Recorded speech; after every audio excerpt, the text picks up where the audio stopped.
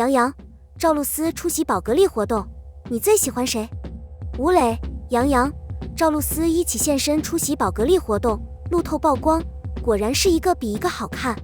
首先是新人小花赵露思，赵露思最近的古装剧接连不断，拓宽了她之前演搞笑少女的路子，在演技上也有所突破。只见赵露思一袭白色长裙，完美诠释了什么是迪士尼逃亡公主。接下来是2位男明星，说起来，最近赵露思和这2位男星都有合作。赵露思和吴磊的《星汉灿烂》刚播完，网友表示，宝格丽的红毯是璀璨之星的压轴戏，2位男星的表现也很不错。吴磊身穿黑色西装，贵气十足，而杨洋这次居然尝试突破，镂空上衣搭配工装裤，显得随性又可爱。会场之中，他化身贵人，英俊夺目。看来3位演员的状态都很好，希望他们今天能过得愉快。你觉得他们的长相怎么样？肉体与精神兼备，真实与感性，杨洋为何能赋予冯兰熙双面魅力？纵观4至5月的剧集市场，说杨洋一统天下也不为过。他既有武功，也有古偶，2部戏霸屏，气势凌厉。与此同时，他的演技也成为了近期网友们经常讨论的热门话题。从观众的反馈来看，2个角色都没有重复，都有突破和亮点。当然，最终的结果还要看直观的数据。从下图可以看出，《特战荣耀》和《试玩天下》排名第1、第2。2部剧也多次登上 V-Linkage 电视剧日榜和网剧播出指数排行榜 Top 1。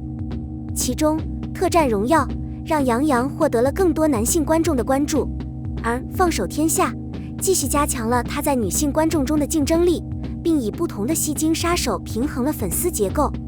不出所料，剧集播出期间，2位角色的新媒体指数高居榜首，成为剧集观众粘性的主要来源。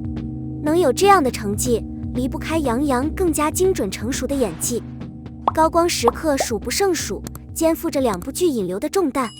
圈内发凤女众多，杨洋塑造的凤兰熙为何如此受观众喜爱？让我们仔细看看这个角色。在《试探天下》的设定中，天下处于群雄割据的状态，皇室为尊。在对统一天下至关重要的玄铁令失守后，原本相互制衡的6国开始发生各种变化，宫廷与江湖中的鬼争一触即发。除了节奏紧凑、精彩流畅的故事，冯兰熙的人设可以说是打破了总流水线傀儡的刻板印象。A-B 面的极致反差让人眼前一亮，让人物不仅更加立体，而且辨识度极高。N 面，身为黑凤喜的他，是潇洒的江湖公子。女主口中的黑狐，不仅身怀绝世武功，还是江湖第1情报组织饮泉水阁的创始人。知天下事又运筹帷幄，一眼就看出群雄争抢的玄机另是假的，迅速在脑海中理清了多方比试的真正目的，乱了阵脚，武林风云，凭借着自己的绝世智慧。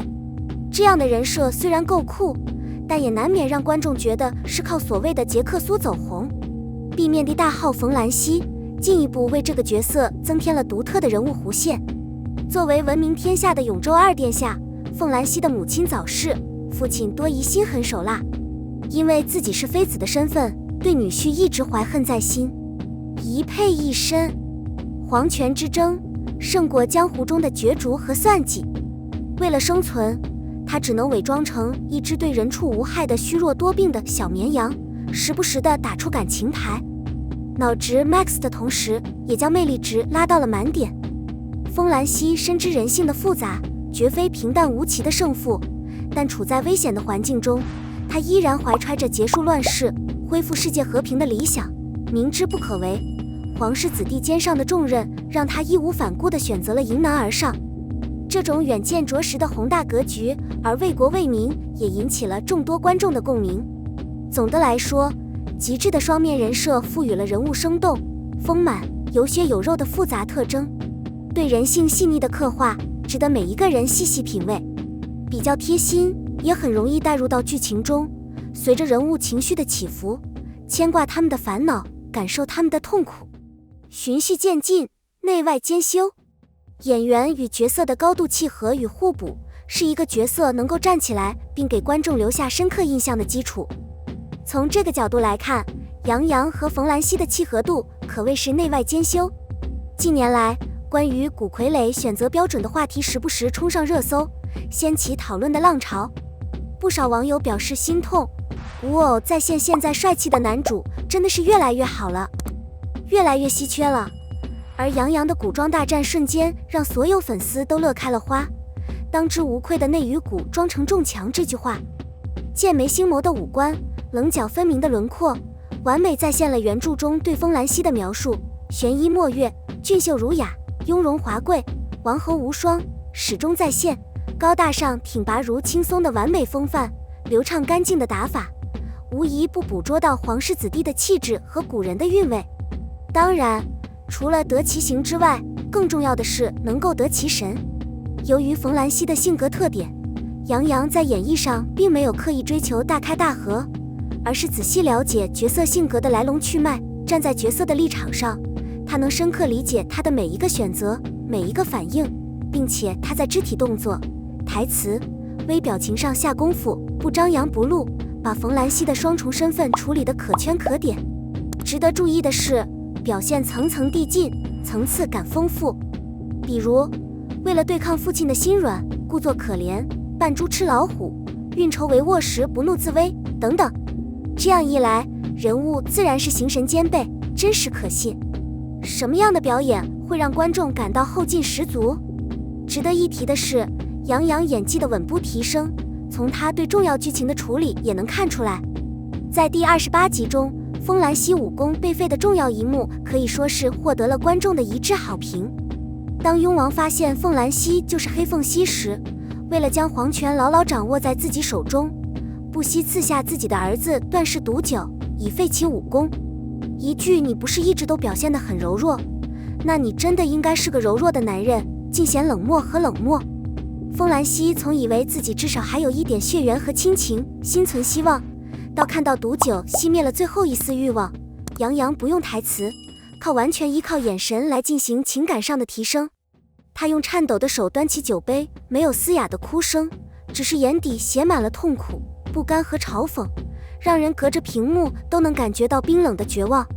可以说，杨洋的演绎为这个角色带来了一种无法突破宿命的悲情美，以至于该集播出后，各大社交平台上关注该剧的网友纷纷留言，看完就好了他，心疼、美、强、惨的天花板。这场戏真的太厉害了，彻底破防了。